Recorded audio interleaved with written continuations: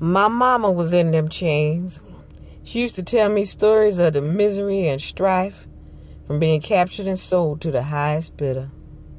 Told me how she was no more important to the white man than a pig or a dog. Just property. That's why my mama taught me how to sew and be a good nigga. So as the white folks fancy me for a house nigga instead of field nigga. You see, I already had a head start being as though I was fair-skinned and my hair was straight, on account of my daddy being white. But I never saw him before. That's all I know is he gave me fair skin and straight hair.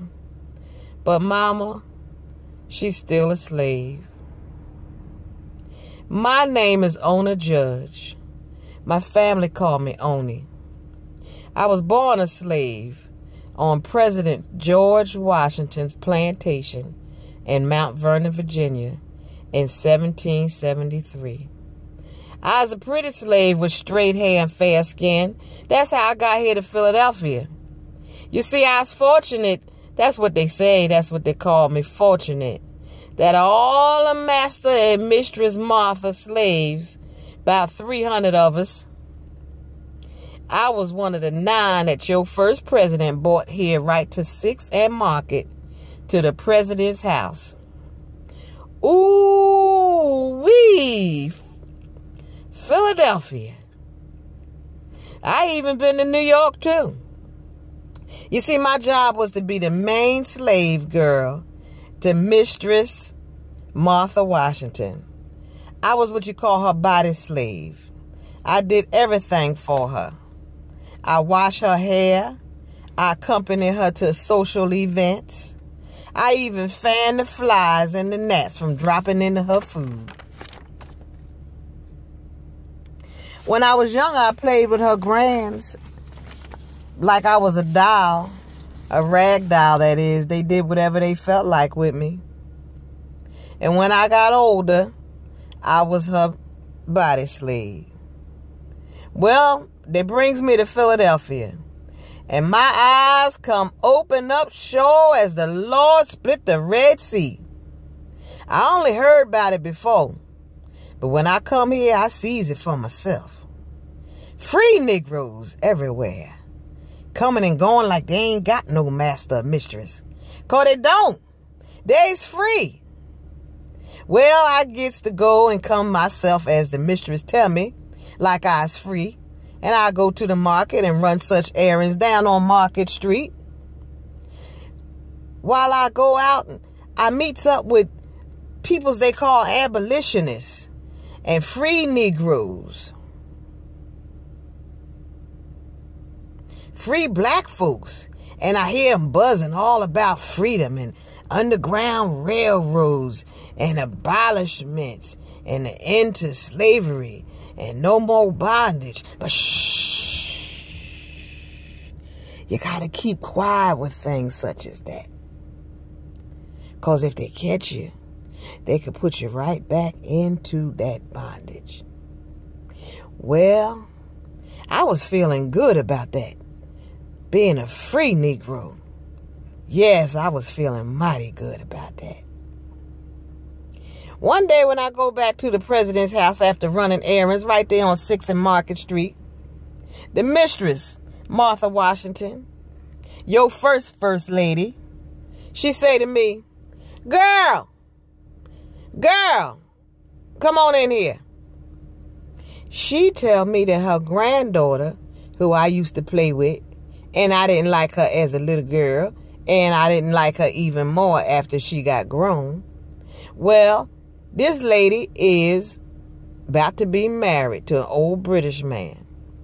And Mistress Martha say, and guess what?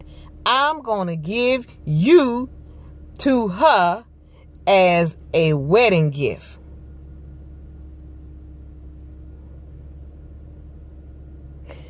My head just dropped.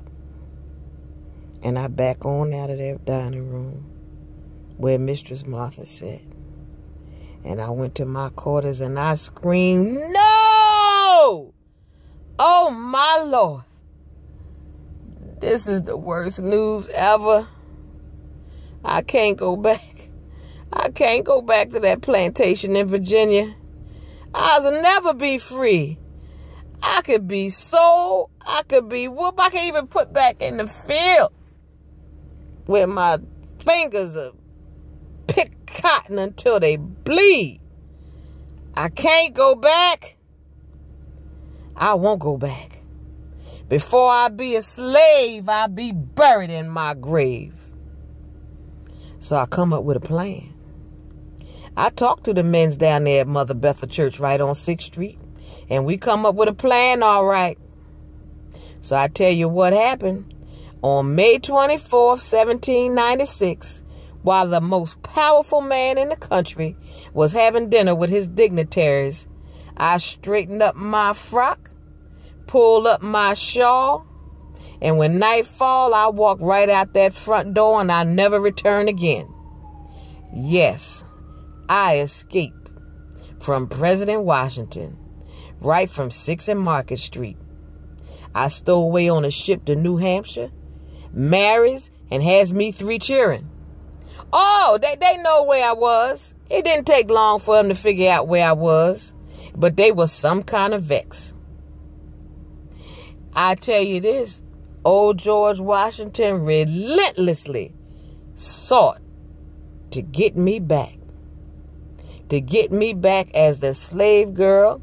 And I know once they got me back, I was in big trouble. But guess what? They never could get me back. You see, because in the North, Philadelphia, New Hampshire, Maine, they had already begun abolishing slavery.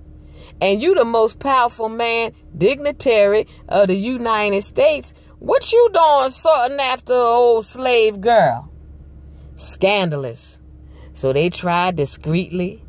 They tried to capture me. They tried to do all such of things to get me back. Discreetly, I tell you. Until the day George closed his eyes. But I was never, ever caught. Yeah, I was born in captivity. I lived my entire life as a fugitive. But I was never caught. I did what I had to do for my children, so they would never, ever have to live in bondage